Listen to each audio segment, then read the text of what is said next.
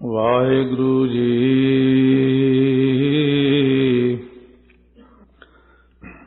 ਤੀਰਥ ਨਾਵਾ ਜੇ ਤਿਸ ਭਾਵਾ, ਵਿਣ ਭਾਣੇ ਕੇ ਨਹਾਏ ਕਰੀ।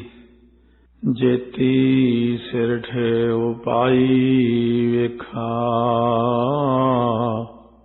ਵਿਣ ਕਰਮਾ ਕੇ ਮਿਲੈ ਲਈ।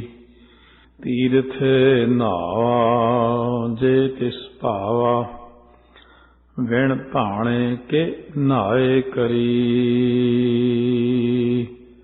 ਵਾਹਿਗੁਰੂ ਜੀ ਕਾ ਖਾਲਸਾ, ਵਾਹਿਗੁਰੂ ਜੀ ਕੀ ਫਤਿਹ। ਧੰਨ ਧੰਨ ਸਾਹਿਬ ਸ੍ਰੀ ਗੁਰੂ ਗ੍ਰੰਥ ਸਾਹਿਬ ਮਹਾਰਾਜ ਦੀ ਪਾਵਨ ਪਵਿੱਤਰ ਗੋਦ ਵਿੱਚ ਬਿਰਾਜਮਾਨ ਗੁਰੂ ਰੂਪ ਗੁਰੂ ਖਾਲਸਾ ਸਾਧ ਸੰਗਤ ਜੀ। ਧੰਨ ਧੰਨ ਸਤਿਗੁਰੂ ਗੁਰੂ ਨਾਨਕ ਦੇਵ ਸਾਹਿਬ ਜੀ ਮਹਾਰਾਜ। ਅੰਮ੍ਰਿਤ ਵੇਲੇ ਦੀ ਪਾਵਨ ਬਾਣੀ ਸ੍ਰੀ ਜਪਜੀ ਸਾਹਿਬ, ਜੋ ਸਿੱਧਾਂ ਦੇ ਨਾਲ ਸਤਿਗੁਰੂ ਮਹਾਰਾਜ ਦੀ ਵਿਚਾਰ, ਗਿਆਨ ਗੋਸ਼ਟ, ਸਿੱਧ ਗੋਸ਼ਟ ਅਤੇ ਬਹੁਤ ਸਾਰੇ ਪ੍ਰਸ਼ਨਾਂ ਦੇ ਉੱਤਰ, ਸ਼ੰਕੇ, ਸਧਾਰਨ ਵਿਅਕਤੀ ਦੇ ਸਧਾਰਨ ਸ਼ੰਕੇ, ਗਿਆਨਵਾਨਾਂ ਦੇ ਵੱਡੇ ਸ਼ੰਕੇ। ਸੋ ਇਸ ਤਰ੍ਹਾਂ ਸਿੱਧਾਂ ਦੇ ਬਹੁਤ ਭਾਰੀ ਸ਼ੰਕੇ ਨੇ। ਆਪਣੇ ਸਿੱਧੀਆਂ ਕਰਾਮਾਤਾਂ ਦੇ ਬਹੁਤ ਭਾਰੀ ਹੰਕਾਰ ਦੇ ਵਿੱਚ ਸਿੱਧ ਸੋਚਦੇ ਨੇ ਗੁਰੂ ਨਾਨਕ ਦੇਵ ਜੀ ਨੂੰ ਅਸੀਂ ਵਿਚਾਰ ਦੁਆਰਾ ਜਿੱਤ ਕੇ ਆਪਣਾ ਚੇਲਾ ਬਣਾ ਲਵਾਂਗੇ। ਸੋ ਉਹਨਾਂ ਨੇ ਆਪਣੇ ਮਨ ਵਿੱਚ ਇਹ ਵਿਚਾਰਿਆ, ਜੇ ਇਹ ਬਾਲਕ ਸਾਡਾ ਭੇਖ ਗ੍ਰਹਿਣ ਕਰ ਲਵੇ ਤਾਂ ਸਾਡੇ ਪੰਥ ਨੂੰ ਬਹੁਤ ਉਜਾਲਾ ਕਰੇਗਾ, ਪ੍ਰਗਟ ਕਰੇਗਾ। ਕਿਉਂਕਿ ਸਿੱਧਾਂ ਦੀ ਉਮਰ ਕਿਸੇ ਦੀ 200 ਸਾਲ, ਕਿਸੇ ਦੀ 500 ਸਾਲ, ਕਿਸੇ ਦੀ 1000 ਸਾਲ। ਗੁਰੂ ਨਾਨਕ ਦੇਵ ਜੀ ਦੀ ਉਮਰ ਥੋੜ੍ਹੀ ਹੋਣ ਕਰਕੇ ਉਹਨਾਂ ਸਾਹਮਣੇ ਮਹਿਸੂਸ ਕਰਦੇ ਸਨ ਇਹ ਬਾਲਕ ਹੈ।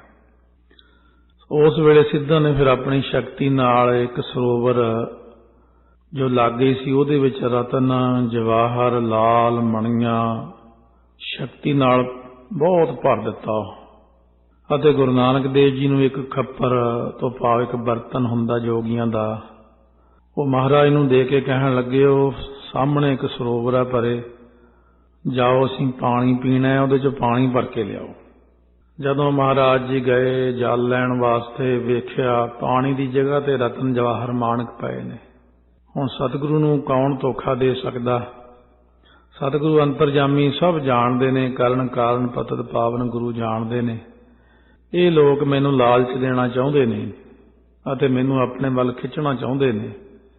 ਸੋ ਮਹਾਰਾਜ ਤਾਂ ਕਹਿੰਦੇ, ਮਤ ਦੇਖ ਭੂਲਾਂ ਵੀਸਰੈ, ਤੇਰਾ ਚਿੱਤ ਨਾ ਆਵੇ ਨਾਉ। ਸੋ ਚਾਰ ਪਦਾਰਥਾਂ ਦੇ ਤਾਪ ਸੱਚੇ ਪਾਤਸ਼ਾਹ ਦਾਤੇ ਨੇ। ਮਹਾਰਾਜ ਨੇ ਵਾਪਸ ਆ ਕੇ ਉਹ ਖੱਪਰ ਮੋੜ ਦਿੱਤਾ। ਸਤਿਗੁਰੂ ਕਹਿਣ ਲੱਗੇ, ਉੱਥੇ ਪਾਣੀ ਨਹੀਂ ਹੈ ਭਾਈ। ਸਿੱਧ ਹੱਕੇ ਬੱਕੇ ਜੇ ਰਹੇ ਵੀ ਉੱਥੇ ਤਾਂ ਇੰਨਾ ਕੁਛ ਅਸੀਂ ਹੀਰੇ ਮੋਤੀ ਜਵਾਹਰਾਤ ਖਿਲਾਰੇ ਸੀ, ਇਹਨਾਂ ਨੂੰ ਲਾਲਚ ਨਹੀਂ ਆਇਆ। ਭਾਈ ਗੁਰਦਾਸ ਜੀ ਲਿਖਦੇ ਨੇ, ਸਿੱਧੀ ਮਨੇ ਵਿਚਾਰਿਆ ਕਿਵੇਂ ਦਰਸ਼ਨ ਇਹ ਲੇਵੈ ਬਾਲਾ। ਦਰਸ਼ਨ ਤੋਂ ਭਾਵ ਸਾਡਾ ਭੇਖ ਗ੍ਰਹਿਣ ਕਰ ਲਵੇ। ਐਸਾ ਜੋਗੀ ਕਲੀ ਮਾਹੇ ਹਮਰਾ ਪੰਥ ਕਰੇ ਉਜਿਆਲਾ। ਕਲਯੁਗ ਦੇ ਸਮੇਂ ਵਿੱਚ ਇਹ ਸਾਡੇ ਪੰਥ ਨੂੰ ਦੂਰ ਦੂਰ ਤੱਕ ਫੈਲਾ ਦੇਣਗੇ ਜੇ ਸਾਡੇ ਵਿੱਚ ਰਲ ਜਾਣ। ਖੱਪਰ ਦਿੱਤਾ ਨਾਥ ਜੀ ਪਾਣੀ ਭਰ ਲੇਵਣ, ਉੱਠ ਚਾਲਾ ਬਾਬਾ ਆਇਆ ਪਾਣੀਆਂ, ਡਿੱਠੇ ਰਤਨ ਜਵਾਹਰ ਲਾਲਾ। ਸਤਿਗੁਰ ਅਗਮ ਅਗਾਧ ਪੁਰਖ ਕਿਹੜਾ ਝੱਲੇ ਗੁਰੂ ਦੀ ਝਾਲਾ। ਫਿਰ ਆਇਆ ਗੁਰਨਾਥ ਜੀ ਪਾਣੀ ਠੌੜ ਨਾਹੀਂ ਉਸਤਾਲਾ। ਮਹਾਰਾਜ ਕਹਿੰਦੇ ਉੱਥੇ ਪਾਣੀ ਤਾਂ ਹੈ ਹੀ ਨਹੀਂ। ਫਿਰ ਸਤਿਗੁਰੂ ਮਹਾਰਾਜ ਨੂੰ ਸਿੱਧ ਜਾਣਗੇ ਕਿ ਇਹ ਤਾਂ ਬਹੁਤ ਨਿਰਲਾਲਚ ਨੇ, ਉੱਚੀ ਪਦਵੀ ਦੇ ਮਾਲਕ ਨੇ। ਸ਼ਬਦ ਜਿੱਤੀ ਸਿੱਧ ਮੰਡਲੀ ਕੀ ਤੋਸ, ਆਪਣਾ ਪੰਥ ਨਿਰਾਲਾ, ਕਲਯੁਗ ਨਾਨਕ ਨਾਮ ਸੁਖਾਲਾ। ਇਸ ਤਰ੍ਹਾਂ ਮਹਾਰਾਜ ਨੇ ਸਿੱਧਾਂ ਨੂੰ ਸ਼ਬਦ ਦੇ ਦੁਆਰਾ ਜਿੱਤਿਆ। ਅਖੀਰ ਕਹਿਣ ਲੱਗੇ, ਮਹਾਰਾਜ ਤੁਸੀਂ 68 ਤੀਰਥਾਂ ਤੇ ਨਹੀਂ ਨਹਾਤੇ ਹੋਣੇ, ਚਲੋ ਤੁਹਾਨੂੰ ਇਹਦੇ ਨਾਲ ਇਸ਼ਨਾਨ ਕਰਵਾ ਲਈਏ, ਤੀਰਥਾਂ ਤੇ ਚੱਲਦੇ ਆ, ਇਹ ਨਾਲ ਰਤਨ ਜਵਾਹਰ ਮਾਣਕ ਆਦਿਕ ਪ੍ਰਾਪਤ ਹੁੰਦੇ ਨੇ, ਬੰਦੇ ਨੂੰ ਮੁਕਤੀ ਮਿਲ ਜਾਂਦੀ ਹੈ, ਚਾਰ ਪਦਾਰਥ ਮਿਲਦੇ ਨੇ। ਤਰ੍ਹਾਂ ਤਰ੍ਹਾਂ ਦੇ ਲਾਲਚ ਦੇਣ ਲੱਗੇ। ਉਹਨਾਂ ਦਾ ਮਤਲਬ ਸੀ ਕਿ ਸਤਿਗੁਰੂ ਮਹਾਰਾਜ ਨੂੰ ਭਰਮਾ ਕੇ ਆਪਣਾ ਚੇਲਾ ਕਿਵੇਂ ਨਾ ਕਿਵੇਂ ਬਣਾ ਲਈਏ। ਸਤਿਗੁਰੂ ਮਹਾਰਾਜ ਕਹਿਣ ਲੱਗੇ, ਜੇ ਤਿਸ ਭਾਵਾਂ, ਗੱਲ ਬਣਦੀ ਜਦੋਂ ਉਹਨੂੰ ਭਾ ਜਾਈਏ। ਪਰਮਾਤਮਾ ਨੂੰ ਕੀ ਭਾਉਂਦਾ ਹੈ, ਮਹਾਰਾਜ ਕਹਿੰਦੇ ਨੇ ਇੱਕ ਛੋਟਾ ਜਿਹਾ ਅੱਕ ਦਾ ਟਿੱਡਾ ਅੱਕ ਤੇ ਬਹਿ ਕੇ ਮਾੜਾ ਜਿਹਾ ਖਾਣ ਵਾਲਾ ਅਤੇ ਉਹ ਜੇ ਕਹਿੰਦਾ ਵਾਹਿਗੁਰੂ ਵਾਹਿਗੁਰੂ ਉਹ ਮੇਰੇ ਲਈ ਚੰਗਾ। ਜੇ ਇੱਕ ਹਾਥੀ ਡੱਕੇ ਫੂਕੇ ਖੇ ਉਡਾਵੇ 100 ਮਣ ਹਾਥੀ ਖਾ ਜਾਂਦਾ ਖਾਣਾ ਤੇ ਫਿਰ ਉਹ ਡੱਕੇ ਉਡਾਉਂਦਾ ਉੱਚੀ ਉੱਚੀ ਚੀਕਾਂ ਮਾਰਦਾ ਦਰਖਤ ਪੱਟ ਦਿੰਦਾ ਸਵਾਹ ਉੱਤੇ ਪਾ ਲੈਂਦਾ। ਉਹ ਪਰਮਾਤਮਾ ਨੂੰ ਨਹੀਂ ਪਾਉਂਦਾ ਭਾਵ ਕਿ ਜੀਵ ਹਾਥੀ ਦੀ ਤਰ੍ਹਾਂ ਹੰਕਾਰਿਆ ਹੋਇਆ ਜੀਵ ਨਹੀਂ ਪਾਉਂਦਾ। ਨਿਮਰਤਾ ਗਰੀਬੀ ਵਾਲਾ ਗੁਰਸਿੱਖ ਭਾ ਜਾਂਦਾ। ਸਾਧਨਾ ਕਰਕੇ ਇਨਸਾਨ ਨੂੰ ਹੰਕਾਰ ਹੁੰਦਾ। ਹੰਕਾਰ ਤੋਂ ਬਚਦੇ ਹੋਏ ਕਮਾਈ ਕਰਨ ਵਾਲੇ ਸਿਆਣੇ ਗੁਰਸਿੱਖ ਹੁੰਦੇ ਨੇ। ਇਸ ਕਰਕੇ ਗੁਰੂ ਨਾਨਕ ਦੇਵ ਜੀ ਕਹਿਣ ਲੱਗੇ ਤੀਰਥ ਨਹਾਵਾ ਜੇ ਤਿਸ ਭਾਵਾ। ਮਹਾਰਾਜ ਕਹਿਣ ਲੱਗੇ ਭਾਈ ਸਿੱਧੋ ਤੀਰਥਾਂ ਤੇ ਨਹਾਵਾ ਤੋਂ ਭਾਵ ਇਸ਼ਨਾਨ ਕਰਨਾ ਤਦ ਸਫਲਾ ਹੈ। ਸੋ ਇਹ ਨੰਨੇ ਕੰਨਾ ਵਾਵੇ ਕੰਨਾ ਨਾਵਾ ਭਾਰਾ ਹੀ ਕਰਕੇ ਬੋਲਣਾ ਤੀਰਥ ਨਹਾਵਾ ਕਿਉਂਕਿ ਨਹਾਵਾ ਅੱਖਰੀ ਤੀਰਥ ਤੇ ਨਹਾਉਣਾ ਸਿੱਧ ਕਰੇਗਾ। ਰਾਮਦਾਸ ਸਰੋਵਰ ਨਹਾਤੇ ਉੱਥੇ ਨਾਤੇ ਨਹੀਂ ਨਾਤੇ ਤਾਂ ਰਿਸ਼ਤੇ ਨਾਤੇ ਹੁੰਦੇ ਨੇ ਨਹਾਤੇ ਨਹਾਉਣਾ। ਵੇਣ ਭਾਣੇ ਕੇ ਨਹਾਏ ਕਰੀ। ਮਹਾਰਾਜ ਕਹਿੰਦੇ ਜੇ ਤਿਸ ਪ੍ਰਮਾਤਮਾ ਨੂੰ ਭਾ ਜਾਈਏ ਨਾ ਉਹ ਇਸ਼ਨਾਨ ਕੀਤਾ ਹੋਇਆ ਭਾ ਜਾਵੇ ਫੇਰ ਤਾਂ ਉਹ ਸਫਲ ਹੈ ਇਸ਼ਨਾਨ ਕੀਤਾ। ਜਦੋਂ ਪ੍ਰਮਾਤਮਾ ਨੂੰ ਭਾਉਂਦਾ ਹੀ ਨਹੀਂ ਨਹਾ ਕੇ ਕੀ ਕਰਨਾ। ਜੇ ਪ੍ਰਮਾਤਮਾ ਨੂੰ ਮਨਜ਼ੂਰ ਨਾ ਹੋਵੇ ਤਾਂ ਤੀਰਥ ਇਸ਼ਨਾਨ ਕਰਨਾ ਨਿਸਫਲ ਹੀ ਹੋ ਜਾਂਦਾ। ਅੰਤਰ ਮੈਲ ਜੇ ਤੀਰਥ ਨਹਾਵੈ ਤਿਸ ਬੈਕੁੰਠ ਨਾ ਜਾਣਾ। ਮਹਾਰਾਜ ਕਹਿੰਦੇ ਨੇ ਅਸਲ ਸਿਧਾਂਤ ਜਿਹੜਾ ਸਮਝਾਉਣਾ ਸੀ ਸਾਰੀ ਦੁਨੀਆ ਨੂੰ ਉਹ ਇਹ ਸੀ ਕਿ ਜੋ ਪ੍ਰਮਾਤਮਾ ਨੂੰ ਭਾਉਂਦਾ ਹੈ ਅਸਲ ਵਿੱਚ ਉਹੀ ਕਾਰਜ ਸਾਡਾ ਸਫਲਾ ਹੁੰਦਾ। ਸੋ ਇਸ ਤਰ੍ਹਾਂ ਸਤਿਗੁਰੂ ਮਹਾਰਾਜ ਨੇ ਗੁਰਬਾਣੀ ਦੇ ਅੰਦਰ ਐਸਾ ਬਚਨ ਵੀ ਕੀਤਾ ਹੈ ਜਾਂ ਤਿਸ ਭਾਵਾਂ ਤਦ ਹੀ ਗਾਵਾਂ ਤਾਂ ਗਾਵੇ ਕਾ ਫਲ ਪਾਵਾਂ। ਇਸ ਤਰ੍ਹਾਂ ਜੇ ਤੀਰਥਾਂ ਤੇ ਨਹਾਉਣ ਲਈ ਕਈ ਚੀਜ਼ਾਂ ਐਸੀਆਂ ਆ ਵੀ ਜਾਂਦੀਆਂ ਕਿਤੇ ਕਿਤੇ ਆਪਾਂ ਨੂੰ ਥੋੜ੍ਹੀ ਜਿਹੀ ਸਾਖੀ ਸੁਣਾਉਣੀ ਪੈਂਦੀ ਹੈ।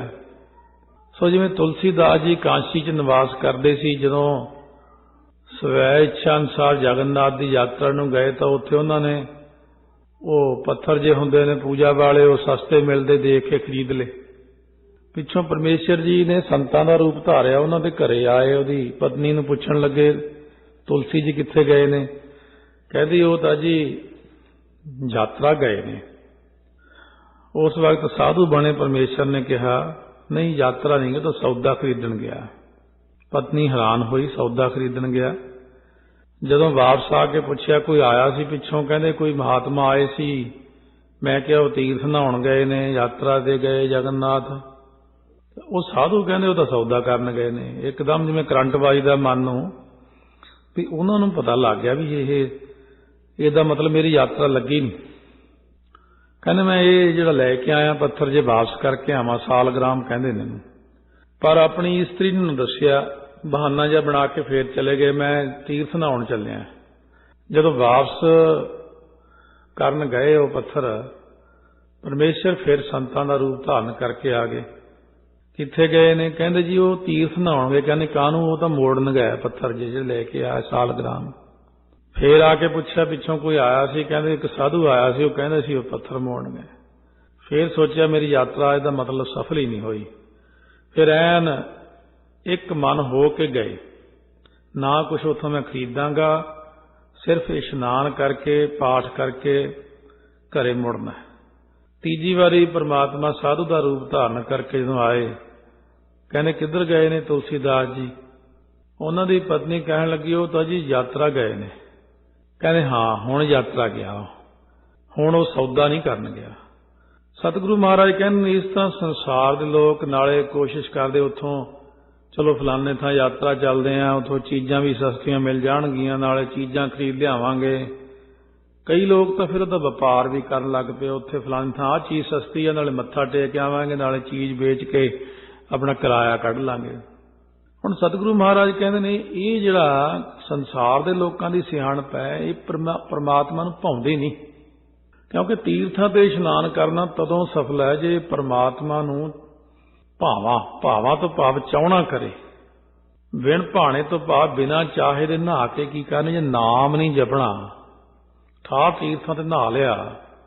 ਹੁਣ ਭਗਤ ਕਬੀਰ ਜੀ ਦੇ ਕੋਲ ਇੱਕ ਵਾਰ ਸਾਧੂ ਸੰਤ ਆਏ, ਪ੍ਰਸ਼ਾਦਾ ਛਕਾਇਆ ਸਭ ਨੂੰ। ਕਹਿੰਦੇ ਸੰਤੋ ਕਿੱਧਰ ਜਾ ਰਹੇ ਹੋ? ਕਹਿੰਦੇ ਗੰਗਾ ਯਾਤਰਾ ਜਾ ਰਹੇ, ਤੁਸੀਂ ਵੀ ਨਾਲ ਚੱਲੋ, 68 ਤੀਰਥਾਂ ਤੇ ਜਾਣਾ ਅਸੀਂ।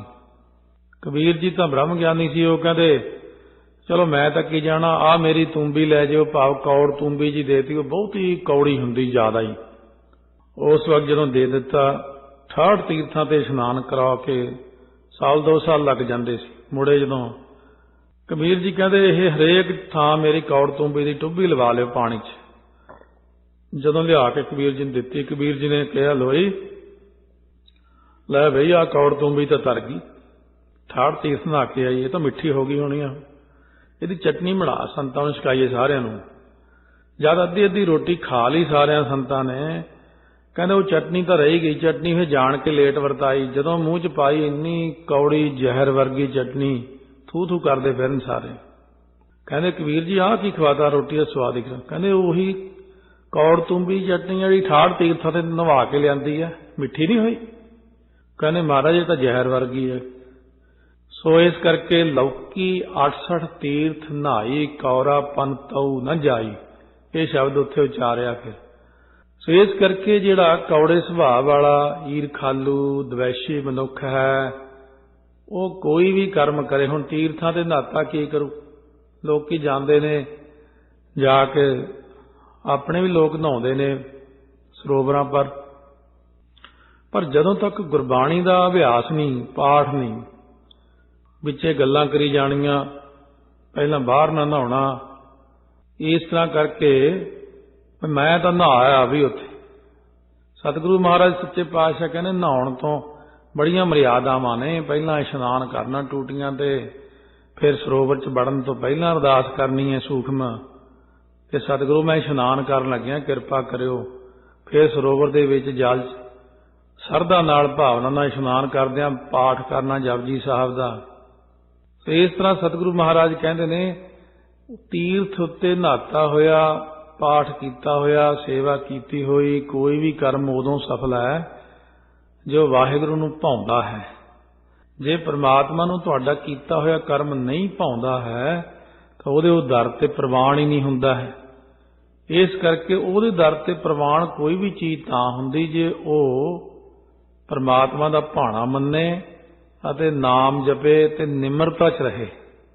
ਜੇ ਹਉਮੈ ਵਿੱਚ ਆ ਕੇ ਤੀਰਥ ਨਹਾਤਾ, ਸੋ ਕਹਿੰਦੇ ਤੀਰਥਾਂ ਦੇ ਉੱਤੇ ਬਹੁਤ ਲੋਕ ਨਹਾਉਂਦੇ ਨੇ ਔਰ ਫਿਰ ਕਾਂ ਦੀ ਤਰ੍ਹਾਂ ਰੌਲਾ ਪਾਉਂਦੇ ਨੇ, ਮੈਂ ਇੰਨੀ ਵਾਰੀ ਗਿਆ, ਮੈਂ ਇੰਨੀ ਵਾਰੀ ਨਹਾਤਾ। ਸਤਿਗੁਰੂ ਮਹਾਰਾਜ ਕਹਿੰਦੇ ਆਪਾਂ ਨੇ ਬਿਨਾਂ ਦੱਸੇ ਜੋ ਕਰਮ ਕਰਨਾ ਉਹਦੇ 'ਚ ਲਾਭ ਜ਼ਿਆਦੇ। ਹੁਣ ਜਿਵੇਂ ਮਹਾਰਾਜ ਨੇ ਬਚਨ ਕਿਹਾ ਹੈ ਵਡਹੰਸ ਦੀ ਆਵਾਜ਼ ਚੌਥੇ ਪਾਤਸ਼ਾਹ ਨੇ, ਧੰਨ ਧੰਨ ਸੋ ਗੁਰਸਿੱਖ ਕਹੀਐ ਜੋ ਸਤਿਗੁਰ ਚਰਣੀ ਜਾਏ ਪਿਆ। ਧੰਨ ਧੰਨ ਸੋ ਗੁਰਸਿੱਖ ਕਹੀਐ ਜਿਨ ਹਰ ਨਾਮਾ ਮੁਖ ਰਾਮ ਕਹਿਆ। ਧੰਨ ਧੰਨ ਸੋ ਗੁਰਸਿੱਖ ਕਹੀਐ ਜਿਸ ਹਰ ਨਾਮ ਸੁਣਿਆ ਮਨ ਆਨੰਦ ਭਇਆ। ਧੰਨ ਧੰਨ ਸੋ ਗੁਰਸਿੱਖ ਕਹੀਐ ਜਿਨ ਸਤਿਗੁਰ ਸੇਵਾ ਹਰ ਕਰ ਨਾਮ ਲਿਆ। ਤਿਸ ਗੁਰਸਿੱਖ ਕਹਉ ਸਦਾ ਨਮਸਕਾਰੀ ਜੋ ਗੁਰ ਕੈ ਭਾਣੈ ਗੁਰਸਿੱਖ ਚੱਲਿਆ।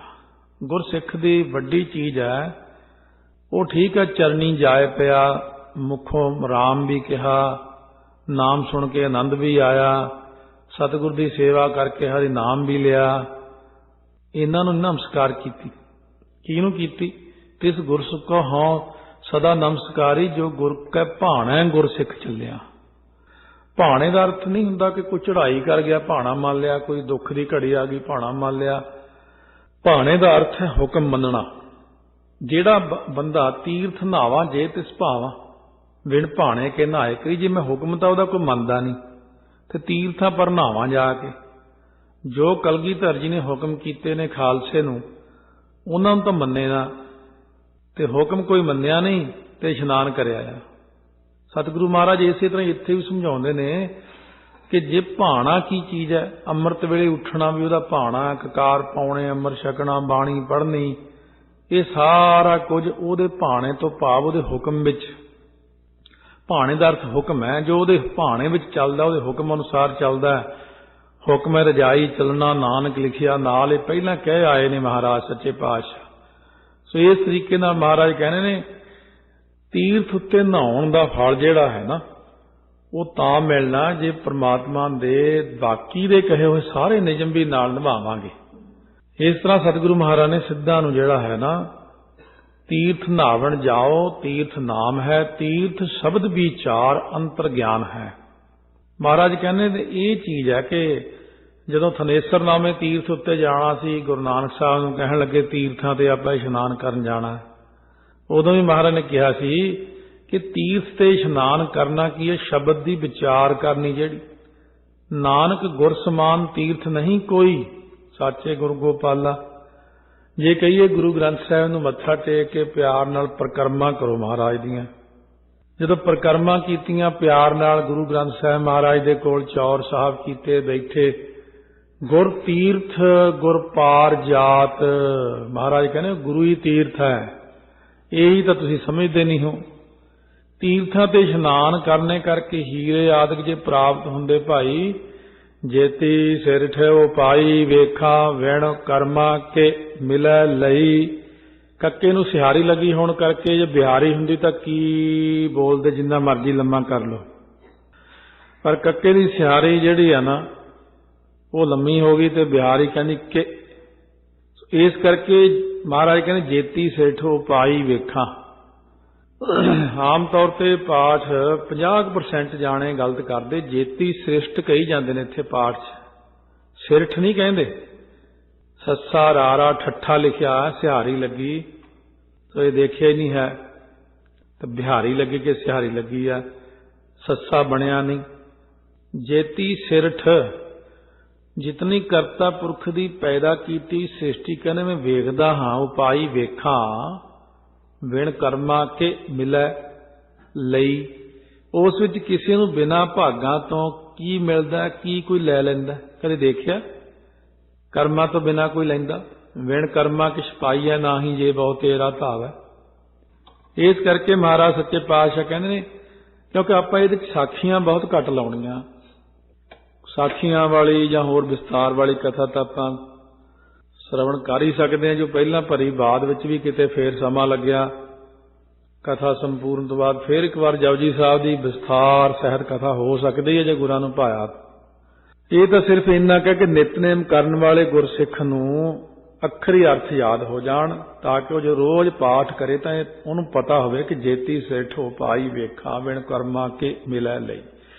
बस पाठ करते हैं ये अर्थां च ध्यान रखना, जिन्नी दुनिया पैदा की मैं देख रहा बिना कर्मा तो किसी ने की लै लिया, किसी नूं की मिलिया, इन्ने विच ही बंदे दी तसल्ली हो जाती जो अर्थ मन च आ जाए।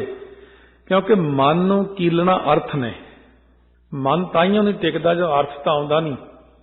चलो अर्थ भी नहीं आउंदा, अखरां विच भी ध्यान नहीं जाता, फिर ध्यान किते होर मन किते होर, इस तरीके नाल मानसिक तौर पर आपां परेशान हो जाते हैं। तां ते सतगुरु महाराज सच्चे पातशाह कहंदे ने देखो भई जिहड़ी आ ना गल रतन जवाहर माणक दी तुसीं करदे हो, मत विच रतन जवाहर माणिक जे एक गुर की सिख सुनी, मम्मे कन्ना नाणे लगी हुई सिहारी कक्का माणिक। तो इस तरीके नाल जिवें पंडित अखर भी आउंदा डड्डा मुक्ता ते पंडित भी आउंदा डित पंडित, क्यों जिहा जिहा अखर लिखिया होवे उहा जिहा बोल देना चाहिए। सोदर दे विच आउंदा। महाराज कहने जिन्हां ने एक गुरां दी सिੱਖਿਆ सुन के मत विच ग्रहण कर ली ना एक बारी, उन्हां नूं रतन जवाहर माणक आदिक सब पदार्थ वैसे ही मिल जांदे ने। अंतर रतन जवेहर माणक गुर किरपा ते लीजै, गुरु उपदेश जवाहर माणक सेवे सिख सो खोज लहै। जो सिख गुरु के उपदेश नूं सेवदे ने मनदे ने मत विच धारण करदे ने, वो रतन जवाहर माणक आदिक नूं प्राप्त कर लैंदे ने। पर रतन जवाहर माणक इत्थे वो चीज़ां नहीं कहियां, दुनियावी तो रतन जवाहर माणक सुभावक ही मिल जाते हैं। जिन्हां ने सतगुरु महाराज पासों एकता वाली सिੱਖਿਆ सुन के मत विच धारण कर लई ना, एकता केड़ी केड़ी एकता हो गई? जीव अते ईश दी एकता। ਸ਼ਬਦ ਅਤੇ ਸੁਰਤ ਦੀ ਏਕਤਾ, ਸ਼ਬਦ ਅਤੇ ਸੁਰਤ ਦੀ ਏਕਤਾ ਹੁੰਦੀ ਜ਼ਰੂਰੀ। ਫਿਰ ਸਤਿਗੁਰੂ ਕਹਿੰਦੇ ਉਹਨਾਂ ਦੇ ਅੰਦਰ ਜਿਹੜਾ ਰਤਨ ਹੁੰਦਾ ਵਿਰਾਗ ਪੈਦਾ ਹੋ ਜਾਂਦਾ ਹੈ।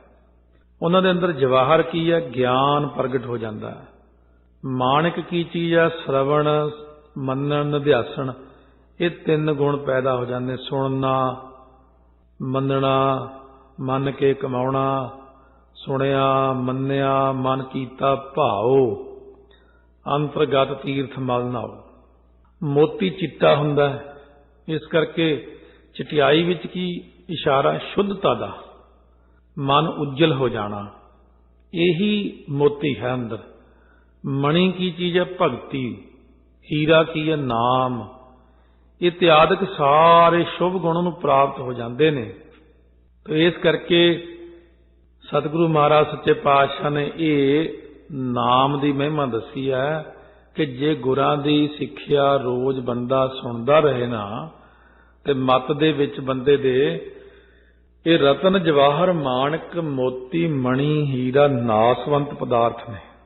ਪਰ ਸਤਿਗੁਰੂ ਕਹਿੰਦੇ ਨੇ ਅਸਲ ਵਿੱਚ ਵਿਰਾਗ, ਗਿਆਨ, ਵਿਵੇਕ ਜਿਹੜਾ ਹੈ, ਸਰਵਣ, ਮੰਨਣ, ਨਿਧਿਆਸਣ, ਸ਼ੁੱਧਤਾ, ਭਗਤੀ ਤੇ ਨਾਮ, ਇਹ ਅਸਲੀ ਹੀਰੇ ਮੋਤੀ ਨੇ ਗੁਰਸਿੱਖ ਦੇ ਕੋਲੇ। ਮਹਾਰਾਜ ਕਹਿੰਦੇ ਗੁਰ ਸਾਗਰ ਰਤਨੀ ਭਰਪੂਰੇ, ਅੰਮ੍ਰਿਤ ਸੰਤ ਚੁਗੈ ਨਹੀਂ ਦੂਰੇ। ਇਸ ਕਰਕੇ ਮਹਾਰਾਜ ਨੇ ਸਾਨੂੰ ਇਹ ਜਿਹੜੀ ਸਿੱਖਿਆ ਦਿੱਤੀ ਹੈ, ਤੇ ਇਹਦੇ ਵਿੱਚ ਹੀ ਸਾਰਾ ਕੁਝ ਆ ਗਿਆ। ਗੁਰਾ ਇੱਕ ਦੇਹ 부ਝਾਈ, ਕਹਿੰਦੇ ਗੁਰਾਂ ਨੇ ਇਹ ਇੱਕ ਗੱਲ ਸਮਝਾ ਦਿੱਤੀ ਅਕਾਲ ਪੁਰਖ ਵਾਹਿਗੁਰੂ ਜੀ ਨੇ ਮੈਨੂੰ। ਕਿਉਂਕਿ ਜਦੋਂ ਗੁਰੂ ਨਾਨਕ ਸਾਹਿਬ ਬਾਣੀ ਉਚਾਰਦੇ ਨੇ ਤਾਂ ਉਹਨਾਂ ਦਾ ਇਸ਼ਾਰਾ ਅਕਾਲ ਪੁਰਖ ਵੱਲ ਹੁੰਦਾ। ਜਦੋਂ ਦੂਜੇ ਪਾਤਸ਼ਾਹ ਨੇ ਫਿਰ ਬਾਣੀ ਉਚਾਰੀ ਤਾਂ ਉਹਨਾਂ ਨੇ ਆਪਣਾ ਇਸ਼ਾਰਾ ਗੁਰੂ ਨਾਨਕ ਸਾਹਿਬ ਵੱਲ ਕੀਤਾ।